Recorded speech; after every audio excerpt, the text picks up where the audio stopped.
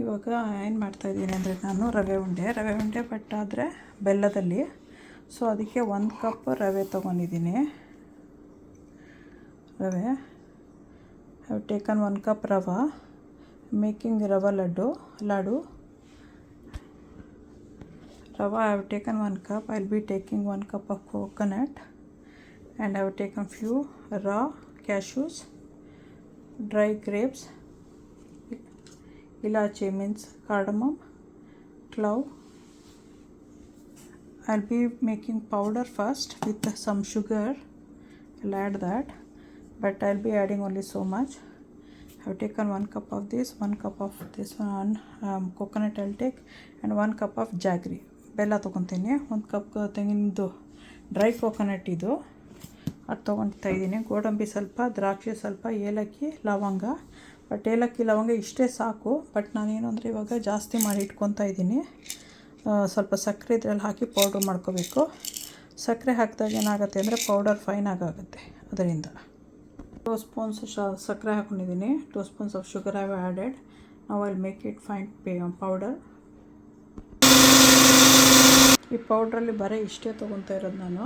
ಇದು ಬೇರೆ ಇದಕ್ಕೆ ಆಗುತ್ತೆ ಅಂತ ಎತ್ತಿಟ್ಕೊತೀನಿ.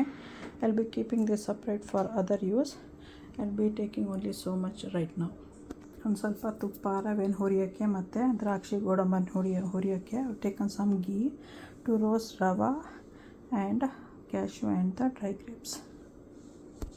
1 cup of coconut, 1.5 cup of jaggery. ಬೆಲ್ಲನ 1.5 ಕಪ್ ಅಷ್ಟು ತೊಗೊತಾ ಇದ್ದೀನಿ. ಯಾಕಂದರೆ 2 ಕಪ್ ಆಗುತ್ತಲ್ವ, ಇದೊಂದು ಕಪ್ ಆಗಿರೋದ್ರಿಂದ ಇದಿಷ್ಟು ಸಾಕು. ಆಮೇಲೆ ಹುರ್ಕೊಳ್ಳೋದು ತೋರಿಸ್ತೀನಿ. ಇವಾಗ ತುಪ್ಪ ತೊಗೊಳ್ತೀನಿ. Will be taking ghee 2 spoons. Stove on ಆಗಿದೆ. ಈಗ ತುಪ್ಪ ಕರಗ್ತಾ ಇದೆ. Stove is on and the ghee is melting. Now I will B adding cashew. I just broke all the cashews. To that I'll be adding even the dry grapes.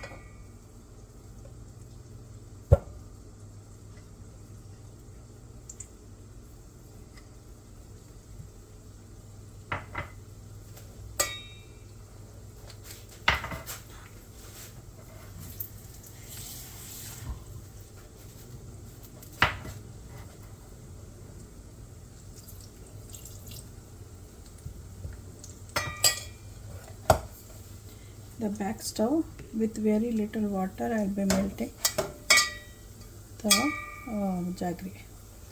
ಹಿಂದೆ ಸ್ಟವಲ್ಲಿ ಬೆಲ್ಲನ ಒಂದು ಸ್ವಲ್ಪ ಕರಗಿಸ್ಕೊತೀನಿ.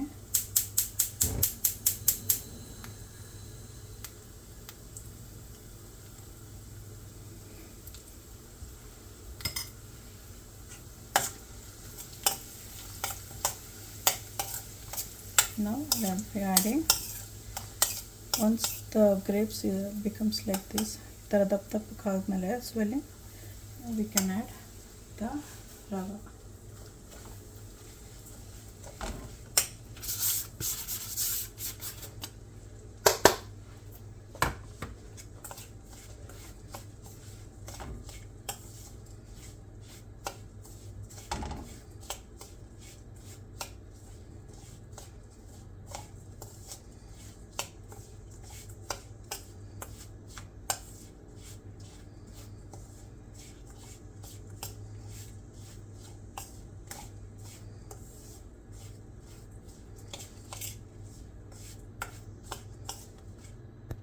After 5 minutes of roasting, 5 ನಿಮಿಷ roast ಆದಮೇಲೆ ಇದು coconut add ಮಾಡಬೇಕು. ಅದೊಂದು 2-3 minutes roast ಮಾಡಿದ್ರೆ ಸಾಕು. 2-3 minutes will roast the coconut also.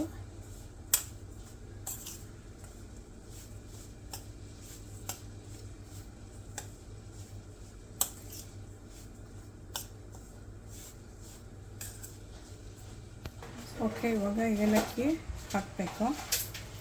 ಹಾಕ್ಬಿಟ್ಟು ಆಫ್ ಮಾಡ್ಬೋದು. ಬೆಲ್ಲ ಅದೊಂದು ಸ್ವಲ್ಪ ಮೆಲ್ಟ್ ಆದಮೇಲೆ ಇದಕ್ಕೆ ಹಾಕೋಣ.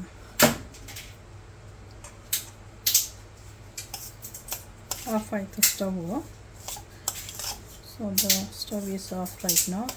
I just added ilachi and the cardamom and the clove powder.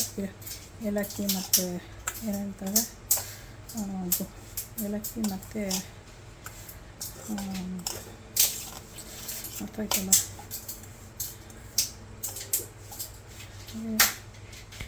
ಮೊಗ್ಗು ಅಂತಾರೆ, ಇಲ್ಲ ಅಂತ ಹೇಳಿದ್ರೆ ಕ್ಲವ್ ಅಂತಾರೆ. ಅದನ್ನು ಹಾಕಿದ್ದೀನಿ ಈಗ ಪೌಡರ್ ಅದ್ರದ್ದು ಮಿಕ್ಸ್ ಆಯಿತು.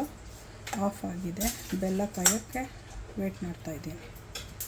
ಬೆಲ್ಲ ಕರಗಿದೆ. ಈಗ ಅದನ್ನು ಆ್ಯಡ್ ಮಾಡ್ತೀನಿ. ಸ್ಟವ್ ಆಫ್ ಮಾಡ್ತಿದ್ದೀನಿ.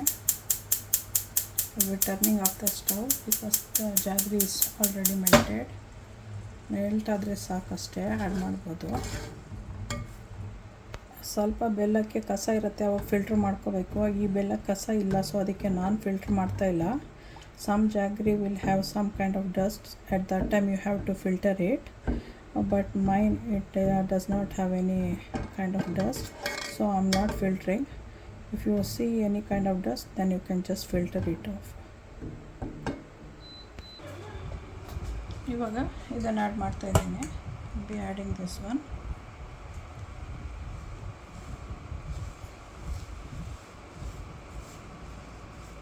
After it cools down we can make A balls. ಸ್ವಲ್ಪ ತಣ್ಣಕ್ಕಾದ್ಮೇಲೆ ನಾವು ಬಾಲ್ ಮಾಡ್ಬೋದು. ಎಷ್ಟು ಬೇಕೋ ಅಷ್ಟೇ ನೋಡ್ಬಿಟ್ಟು ಹಾಕೋಣ.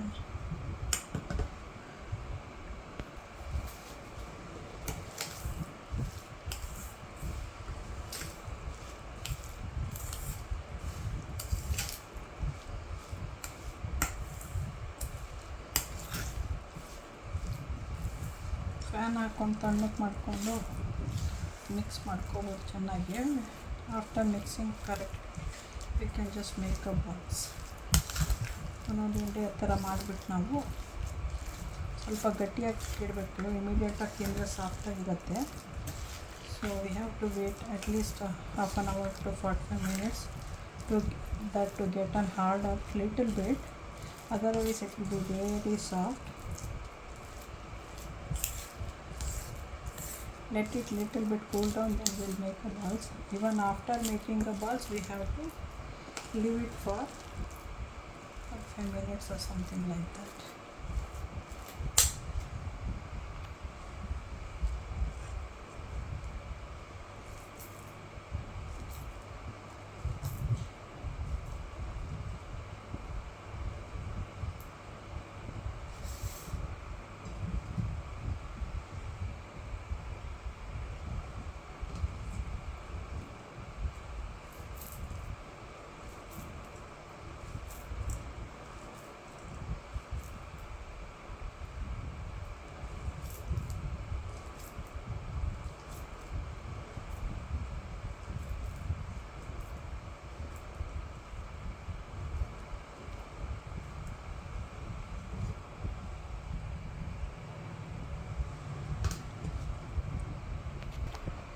ಹದಿನಾಲ್ಕು ಬಾಲ್ಸ್ ಆಗಿದೆ, 14 ಉಂಡೆ ಥರ, 14 balls.